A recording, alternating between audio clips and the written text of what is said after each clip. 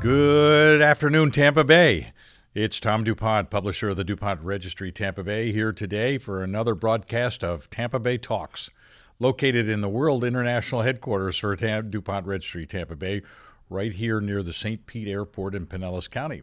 We have a very special guest with us today, Claire Lessinger, who's in charge of everything you want to know about the Super Bowl, but you cannot look her up after this show goes live and ask for tickets to the Super Bowl. That's off her radar. She doesn't handle tickets, so you're just going to have to go someplace else. But what she does handle is CEO of the Super Bowl Host Committee. That host committee is in charge of actually almost overseeing everything and doing a lot of it. And at the same time, her regular day job, she's vice president of events for the Tampa Bay Sports Commission, which keeps her busy the other 13 months out of the year. Right. It's an important organization in bringing visitors to our area, boosting those tourist dollars whenever they open that valve again and we get a chance to go. So, Claire, pleasure to have you with us today. We've known each other since you were in about the fifth grade, about 10 years grade, old. Yes. Close friend of daughter fun to Molly. be here. What a great way to reconvene. And we're not going to talk about old times, but please, before I forget, give my best to your family. Jim and Bea, two of my favorite people. Oh, thank you. And one of the things I want to acknowledge right off the bat is that Jim has a cardigan, vest, V-neck sweater that I never see him Not in? not in. All the pictures of the family. I think you wore it Christmas Day. I know which one you're talking His about. Christmas sweater. Great people, good folks. Jim is a big promoter for St. John's. Yes. And does a great job for them. And Bea is in the real estate business when she's not just being Bea. Exactly, yes. Got it. Claire, married Mike Lessinger. Yes. 2 children. 2 boys. 2 boys, athletes. One an athlete. One is starting to pick up sports. They couldn't be more different. They are like opposite ends of the spectrum. One really creative, one really athletic. I have that spectrum in my family. Yeah, you know more than anyone. So, Claire, tell us a little bit about the host committee, and specifically what we want to talk about today is Forever 55. Yeah, so, I mean, clearly our planning efforts have been underway for years, once we were awarded the opportunity to host our 5th Super Bowl. But coming along with this major event and all major events we host in the community, there's always social and legacy programs. This one that rides alongside the Super Bowl is so unique. And so impactful because it's a $2 million investment back into our community. $2 million. $2 million. $1 million raised by the host committee, $1 million matched by the NFL. And we've spent a lot of time, effort, and energy in focusing in 6 pillars, 6 areas of focus that truly represent the need. And then you add the pandemic, and that need is just off the charts. Absolutely. So we feel a major sense of responsibility to ensure that these dollars are going back into the community the right way, but the way that's going to be sustainable and have everlasting impact as a result of this hosting effort. So this one event, the Super Bowl, which is just a casual event, a couple of people come into town, some people play football, and have a good long day, and we get to have a great television program. But what the NFL has done at each Super Bowl site, they've established a charitable exercise, a philanthropic project that involves the local community as well as the NFL. And I think one of the keys that I read about in some of your material is sustainability. They don't want to come in and just award a new building or a new highway entrance or something that just lasts and you forget about it. They want to build something that is ground level, seeding, that starts something that years from now we can look back and say, you know where that started? That started with Forever 55, and look at where it's grown, and look at the energy and the give back to the community, which is very important. So tell us a little bit about the pillars, which are the big deal. Sure. No, and you're absolutely right. That is the goal of this program. It's why it's called Forever 55, is so that it does have that lasting impact that lives on forever, represents that 55th Super Bowl. And the pillars are early learning, early childhood education, sustainability, as you mentioned, food insecurity, families specific to at-risk and unsheltered, systemic justice, and then health and wellness. So those represent the 6 pillars, but as you can tell, these pillars cross over in every way, shape, and form. Sure, I mean, there do. is a focus on racial equality in every single one of them in terms of the communities we are identifying the families that we're identifying, the way that our resources are going back out into the community, the nonprofits that we're partnering with. It is such an important initiative, and we have such support in our community to ensure that this lasts forever. So how many people on the host committee? There must be a bunch. Oh man, the host committee it's multifaceted, as you can imagine. It's an org structure. So we actually have roughly 22 subcommittees to the advisory committee. Forever 55 has its own advisory committee that's made up of stakeholder investors, of course, but also those nonprofits or beneficiaries that are part of this initiative. So it's a ever-going massive movement of folks supporting this effort. You've got your logistics and ops, you've got your public safety, you've got your marketing. I could go on and on. There is a subcommittee for every single angle of this effort. It's an unbelievable exercise of moving parts. It wasn't so long ago. When was the last Super Bowl we had? 2009, I believe. 2009. So that's quite a while ago. I remember it well because we expected large numbers of people to come down and spend a lot of money, which they did. But what amazed me is the number of people on both Super Bowls that have been here. The number of people that came to town on Sunday morning and left Sunday night. Oh my gosh. We thought they were all going to stand around and spend a lot of money. They didn't. Maybe they got a hotel room and spent one night. Of course, hotel rooms were in demand. I assume there's some extras this year. Yes, this is clearly an unprecedented year, and this will be a non-traditional Super Bowl in many ways, shapes, and form. But, the three things that we keep speaking to that won't change as a result of this hosting effort is the marketing and media exposure and the opportunity for our community to shine like never before, quite honestly. This, Forever 55, and the impact of our legacy program and those $2 million going back into our community. But then the opportunity for us to, for our fifth time, work so closely with our good partners at the NFL. This has been, as you can imagine, preparing for a Super Bowl during a pandemic. There really has been no better partner to be going through this exercise with, as we are problem solving, troubleshooting, contingency planning. They are the experts in this space. They certainly are, and they're getting more expertise incredible. every day. Yes. I remember the first Super Bowl, so we'll go back in time for a moment, and it was in the old Sombrero. Right, yes. The old Tampa Sports Authority Arena Stadium, and I did go to the game. I wrangled a ticket, and we were in the last row at the top on the east side looking back at the sunshine, which was still up in those days, and it was so hot. And to go get a beer, unless they brought it to you, was down so many steps that it was like Mount Everest. It counted as your exercise for the day. We're extraordinarily lucky to have RJ. What a great facility that is. And I remember the last time how it was repurposed to handle more people for the actual event itself and take down some of the stuff in the end zone. But it's been fixed up since then, and since then it's always an evolution. Absolutely. The Glazers are incredible partners in what they've done with the venue itself and renovating it and continuing to keep it state of the art. Again, it's going to be a great opportunity for that stadium to shine on national television. We're going to have a great showcase, I'm sure. So tell us a little bit more about Forever 55 and the micro grants, because that's where we really dig into the community. You get right down to the brass knuckles and the gravel and yeah, absolutely. So each one of these pillars, as mentioned, either has stakeholder funders or beneficiaries that are attached to it. And we have food insecurity, for example. We launched a breakfast cart initiative in partnership with Gen Youth and Florida Blue. So 55 breakfast carts went out to 55 Title I schools in need-based communities. And so that is our food insecurity pillar program. What was unique is we were able to figure out a way to allocate dollars to upstart a micro grant program. With that, we opened up applications. We had over 170 nonprofits apply for this opportunity at a maximum of $10,000.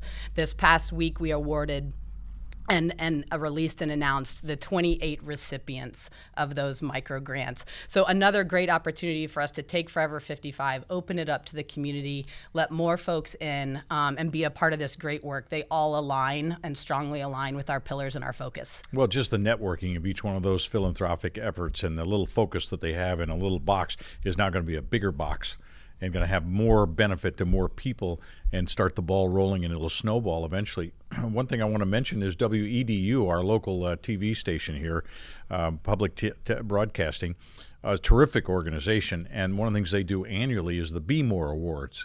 And they have about, I want to say, 8 or 9 categories. you submit that you want to be the Be More Award recipient for whatever category it is, and it's all philanthropic charities. And it goes down to even the high school student who started his own charitable exercise to do something and benefit somebody, and to watch the enthusiasm of all those people coming together. Last year, I think it was the Be More winner of all of them, of all the categories, of Mr. Bubbles. Oh, really? Mr. Bubbles is an exercise where they go around and they provide a shower bathing facility in its own compound thing that they build temporary for the homeless. Wow, that's fabulous. So that everybody in the homeless can get a haircut and a shave and a wash and a scrub and a shampoo and feel better about themselves. And maybe just to feel better about themselves, you're helping somebody who needs help. Absolutely. But they might feel good enough about themselves to get up and take a step forward in life. That would be the best thing that happen. So the Be More Awards fit right in with Forever 55. So besides the food cards, can you tell us about any others that have been? Sure, yeah. I mean, as mentioned, our sustainability efforts have been off and running for some time. We have over 14 greening projects that are taking place throughout really Tampa Bay and St. Pete, Clearwater in partnership with Keep Tampa Bay. We're doing food packing events with Feeding Tampa Bay as it relates to food insecurity initiatives as well. Our health and wellness pillar in partnership with the Tampa Bay Buccaneers. We will be working closely with them. They recently launched their youth mentorship program at Young Middle School. And so we'll be helping upstart some of the fitness programming that will go along with that youth mentorship program. We're working with Metropolitan Ministries, American Cancer Society, the Tampa Bay Black Heritage Festival, as they identify families in need, and dollars will go directly to those families as part of this initiative. So it's ongoing. It's unbelievable amount of organizations, beneficiaries that are going to, truly be a part of this. And to your point, like a lot of these dollars are seed funding dollars. So they're going either to upstart or to help boost great work that's already being done in the community. And it's programmatic investment. It's not bricks and mortar. We make an effort every issue of our magazine to showcase somebody on Backpage, where we talk about the philanthropic enterprises in the Tampa Bay area. We have a long list to go through. We're going to have to publish a lot of magazines because there's a lot of people in this community that are dedicated to this community, from people at the very top that have the big public exposure like the Vinicks and the Glazers, all the way down to people who have small charitable events involving their church or their community or their homes association. They take care of something. It's really a wonderful community. I would say that even Tampa Bay is a leading community in this country for philanthropic reach out and help somebody efforts. It's quite remarkable. I couldn't agree more. I just was talking with a community partner today at the Lightning and said the best thing about this community is the community, the way they rally in support of each other. But it's truly such a unifying community that is all hands on deck. You talk about teamwork. There's no one that does it better than Tampa Bay. So you mentioned the Buccaneers, so don't miss this. Well right represented, here. on brand. I've got on my Bucs shirt this morning when I got up. So what are the chances of Bucs in the Super Bowl? Looking better. They are. That was a big win to clinch the playoff. It couldn't be more exciting. Our team jokes that, it'd be a nice storybook ending for them to make history, quite honestly. The home team has never won it when hosting the Super Bowl. So we're going to rely on our home team Bucs to finish off with that storybook ending. Well, based on last weekend, I can tell you they're a different team. They're a better team.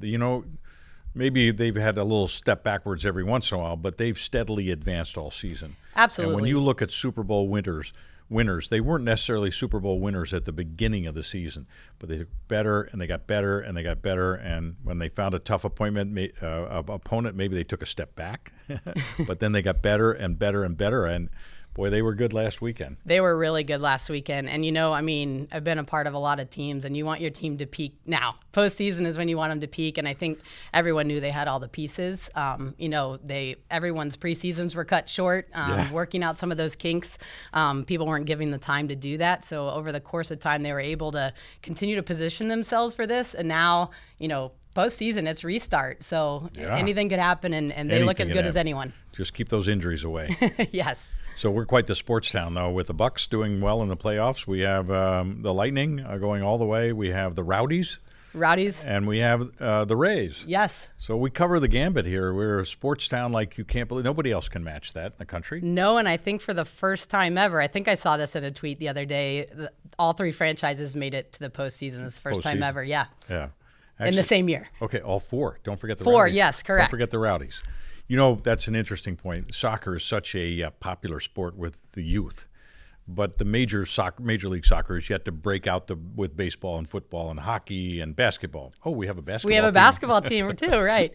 Boy, if the Raptors do well, we're never going to come down off the high. Right. So, Claire, sports is in your blood, right? It is. It is. Thick.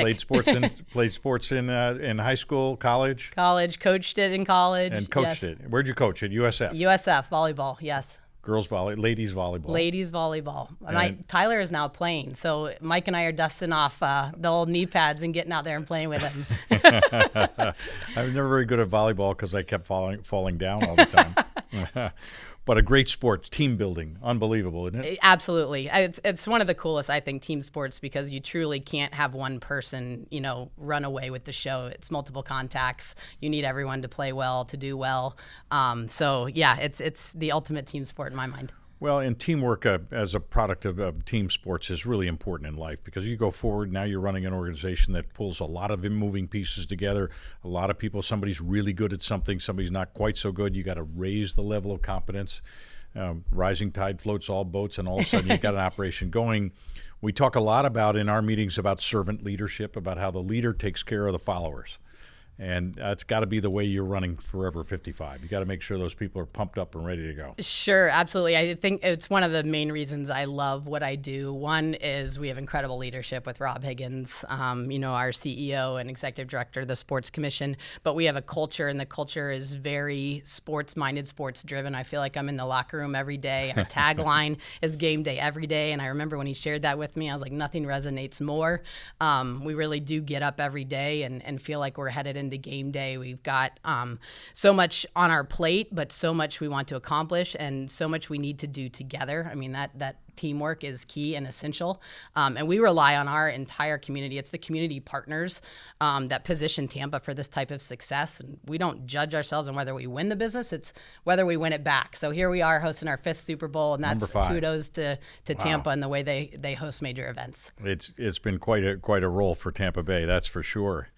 And the Forever 55, we just wind down after the Super Bowl and let everybody go off and perfect what they're doing? Yeah, I mean, our hope is that it doesn't really wind down. We will track the success of Forever 55 at 6, 12, and 18 months. So we'll be tracking the impact of these dollars way after the game ends, but then also managing those relationships forever. I mean, that's the ultimate goal. So many of these partners that we're working with on this initiative are partners we've worked with before. And so continuing to find unique ways to ensure that these major events have this type of social impact in our community is a priority.